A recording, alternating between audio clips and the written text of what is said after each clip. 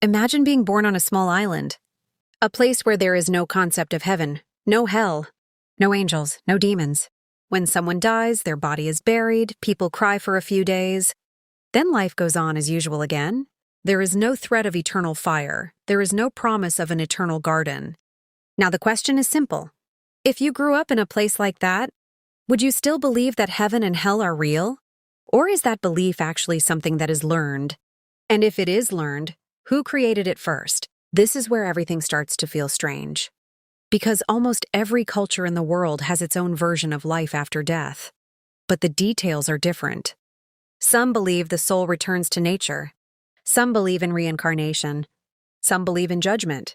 Some believe death is merely an endless sleep. So, which one is true? Or perhaps all of them are humanity's way of facing something far more terrifying: nothingness. Try thinking about this one thing. Humans are possibly the only creatures truly aware that they will die. A deer may fear predators, but a deer does not sit silently at night imagining itself old and buried in the ground. Humans do that, and it creates a massive psychological problem, because the human brain is designed to survive, not to accept its own total destruction. This is where the idea of heaven and hell starts to make sense, not as proof of truth, but as an emotional answer. Heaven gives hope. Hell gives order. Both give meaning. Imagine a mother losing her child thousands of years ago. There is no modern science, no therapy. There is no biological explanation for death. There is only a brutal sense of loss. What is easier to accept? That the child is gone forever? Or that one day they will meet again? The answer is obvious. And perhaps that is why the idea of life after death appeared repeatedly throughout human history, even in places that were not connected to one another. Not because everyone saw the same reality, but because all humans feel the same fear. However, there is another layer that is even more interesting. Heaven and hell are not merely tools to calm fear. They are also incredibly powerful social tools. Try looking at how large societies functioned before there were CCTV cameras, before there was modern policing or sophisticated legal systems. How do you control millions of people? How do you make someone remain honest even when no one is watching? The answer is simple. Make them believe someone is always watching. And suddenly, human behavior changes. Someone may escape human punishment, but not eternal punishment. That idea is extremely powerful. Even today, many people feel guilty not because they were caught, but because they feel morally watched. At this point, heaven and hell begin to look like ancient social technology, a system that helped create order in large societies. And interestingly, that system works.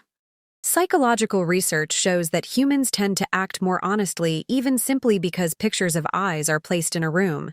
Just the illusion of being watched can change behavior. Now imagine the effect if the one watching is not human, but a cosmic force that knows every thought in your mind. That changes everything. But this is where the paradox begins to appear. If heaven and hell were created for morality, why does every culture have a different version of morality? In one place, war is considered the path to heaven. In another place, killing is the greatest sin. In one era, questioning religion is considered a ticket to hell. In another era, questioning is actually considered a sign of intelligence. So whose morality is being used? And why do the concepts of heaven and hell continue to change with the times? This is the part people rarely think about. Many depictions of hell actually developed alongside human social conditions. When life was filled with plagues and violence, hell was described in extremely physical ways: fire, blood, bodily torture. Meanwhile, in the modern world, humanity's greatest fears have begun to change: loneliness, emptiness, loss of identity. And interestingly, the depiction of modern hell in films or stories today is often no longer eternal fire, but meaningless isolation, as though heaven and hell always reflect what humans fear most in their era, not purely objective reality. Then there is an even more disturbing question. If heaven is truly perfect, would humans still be human there? Think carefully. Most human emotions are born from limitations. We value time because time runs out. We love because we can lose. We feel brave because there is risk. If all pain were erased, if every desire were instantly fulfilled, if life lasted forever, what would happiness mean? Imagine eating your favorite food every day for 100 million years. At a certain point, even pleasure could turn into numbness.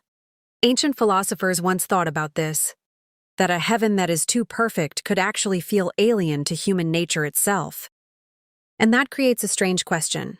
Do humans truly desire eternity? Or are humans simply afraid of ending? They sound similar, but they are actually very different. Now try looking at it from the other side.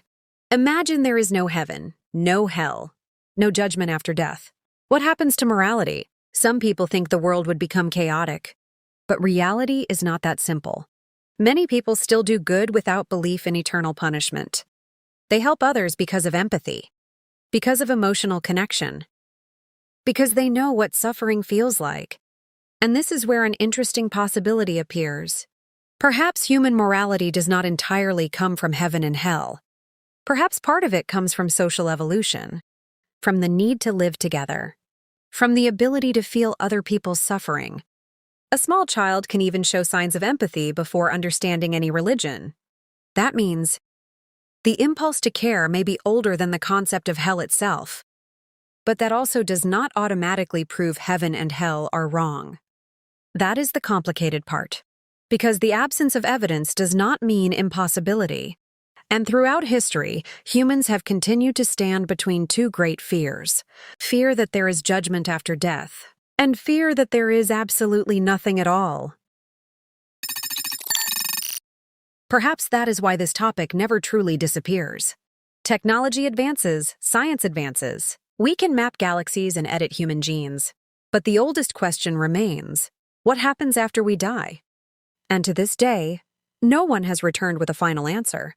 All that exists are stories, beliefs, personal experiences, hope, fear, and all of it blends together into something deeply human. Because perhaps heaven and hell are not merely places. Perhaps they are mirrors. Mirrors of human fear. Mirrors of guilt. Mirrors of the hope that life has a greater meaning than simply being born, working, then disappearing. Return to the small island from the beginning. A place without the concept of heaven and hell. If you lived there, perhaps you would see death differently. Perhaps more peacefully, perhaps more empty, or perhaps even more honestly. But now imagine something. At night, you sit alone, the sky is dark, and someone you deeply love has just died. In that moment, would your mind truly be satisfied with the answer that everything is over? Or would you naturally hope that somewhere, somehow they still exist? Perhaps that is the true root of heaven and hell. Not beginning from scripture, not from punishment, not from institutions, but from the human heart that struggles to accept a final goodbye. And perhaps the greatest question is not whether heaven and hell are fiction, but why humans need them so deeply.